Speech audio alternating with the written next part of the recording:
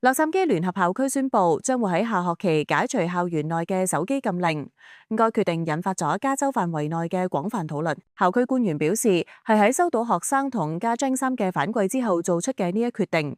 好多人認為手機唔單止係溝通嘅必需品，亦都可以用於學習。洛杉磯聯合校區話，計劃喺承認手機喺現代生活中重要性嘅同時，保持課堂嘅學術專注力。洛杉磯聯合校區將唔會採取一刀切嘅限制措施，而係將同學校合作制定關於手機規範嘅新指南。據悉，校園手機禁令從今年1月開始實施，要求學生喺返學期間禁止使用手機。